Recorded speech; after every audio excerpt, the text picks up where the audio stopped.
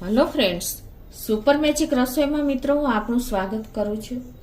આજે આપણે વાસણ લૂછવાની ઝંઝટમાંથી છુટકારો કેવી રીતે આવે ને એનો વિડીયો હું તમારી સાથે શેર કરું છું। તો તમને ચોક્કસ લેડીઝ લોકોને આ વિડીયો ઉપયોગી થશે। ગમે તો લાઈક કરજો, શેર કરજો અને મિત્રો નવા મિત્રો છે સબસ્ક્રાઇબ કરવાનું તો ભૂલતા જ નહીં।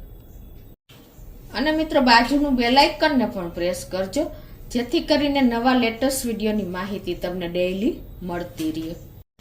તો મિત્રો હવે આપણે લેડીઝ લોકોને શું થાય છે ખબર છે કે વાસણ તો કામવાળા સાફ કરી દે છે ને ઘણી વખત આપણે વાસણને લૂછવાના તો મોસ્ટ ઓફ લગભગ લેડીઝને આપણે જ હોઈએ છે। તો એ લોકો એવી રીતે વાસણ ઊંધા વાળી દે છે ને કે આપણને પાણી એમાંથી નીકળતું જ નથી, સુકાતા જ નથી અને કમ્પલસરી આપણે એ વાસણને લૂછવા જ પડે છે। અને લૂછતા કેટલો ટાઈમ લાગે છે તો આપણને એમ થાય કે આના કરતા તો વાસણ ધોઈ લેવા સારા, એટલો કંટાળો આવે છે કેમ કે વાસણ સુકાતા જ નથી। આપણે 2 કપડા કે 3 કપડા લઈને ત્યારે એ વાસણ લૂછીને પછી આપણે એને ગોઠવી શકીએ છીએ। તો લેડીઝ લોકોને ડેઈલી 2 ટાઈમ આ કંટાળો તો આવે જ છે।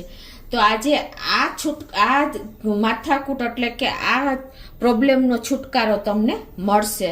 દરેક લેડીઝને આ વિડીયો તો ઉપયોગી જ થશે। તો હું તમારી સાથે એનું સોલ્યુશન શેર કરું છું કે તમે આ રીતે કરશો ને તો તમારે ક્યારેય વાસણ લૂછવા નહીં પડે અને ઇઝીલી તમારા વાસણ એકાદ અડધો કલાકની અંદર જ સુકાઈ જશે, સીધા તમારે ગોઠવવાના જ રહેશે। એટલું ઈઝી સોલ્યુશન આજે હું તમારી સાથે શેર કરું છું, કોઈ પણ સાધન વગર કે કોઈ પણ ઝંઝટ વગર મિત્રો। તો ચાલો તમને બતાવું। તો આપણે આ રીતે વાસણ ધોઈ અને પછી આપણે એને સૂકવીએ છીએ। વાસણની જે રેંક હોય ને એમાં એનું તમને કારણ હું બતાવું કે કઈ રીતે તમે આમાંથી છુટકારો મેળવી શકશો। ધારો કે આપણે આ બધા વાસણ ધોવાઈ ગયા છે, બરાબર, કુકર છે, ડીશું છે, બધા જ વાસણ તમારા આ ધોયેલા છે, બરાબર। તો હવે એને આપણે કેવી રીતે લૂછવા ન પડે ને એના માટેનું હું તમને આજે સોલ્યુશન બતાવું છું। તો એમાં તમારે આપણે જે વાસણની રેંક કોઈ નહીં લેવાની છે અને એમાં તમારે શું કરવાનું છે કે વાસણ તમારે લૂછવા ન પડે ને એટલા માટે તમારે ટોવેલનો કટકો કે કોટનનું કપડું કે કાંઈ પણ કપડું તમારી પાસે જે જાડું એવું કે 2 વડું કરી અને આ રીતે પાથરી દેવાનું છે, બરાબર। આ રીતે તમારે વાસણને તળિયે જ લગાવવાનું છે કપડું। પછી તમારે આ રીતે ચમચા હોય કે પેલું ચમચો હોય કે ચમચી હોય કે કાંટો હોય એ બધા તમારે આ રીતે વાસણને ઊંધા વાળી દેવાના છે। તમે જુઓ હું કઈ રીતે ઊંધા વાળું છું। આ રીતે તમારે સાવ સપાટ વાસણ નથી રાખવાના, આ રીતે જ રાખવાના છે। તમને ખ્યાલ આવી જાય છે હું કઈ રીતે વાસણ ગોઠવું છું।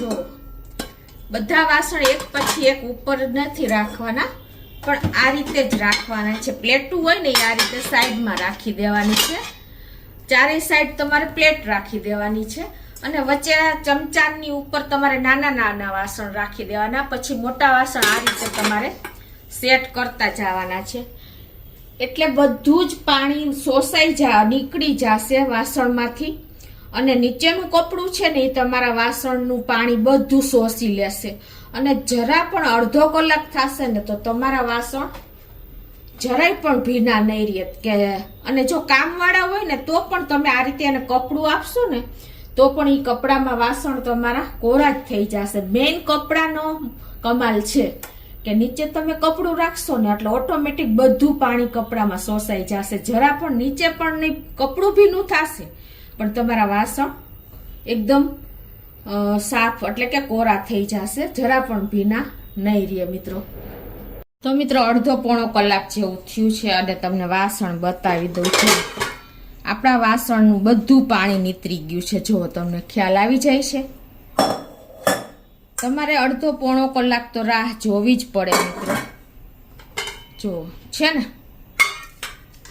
તમે આ એકવાર ટ્રાય કરજો પછી મને કહેજો, પણ તમારે વાસણ ગોઠવવાની સિસ્ટમ જાણવી પડે કે આ રીતે તમારે નીચે ચમચી હોય કે ચમચો હોય કે જારો હોય, ટૂંકમાં વેલણ હોય, એની માથે તમારે આ રીતે વાસણ સેટ કરતા જવાના છે અને પછી તમારે વાસણ ઊંધા વાળવાના છે. એટલે બધું પાણી તમારું નીતરી જશે.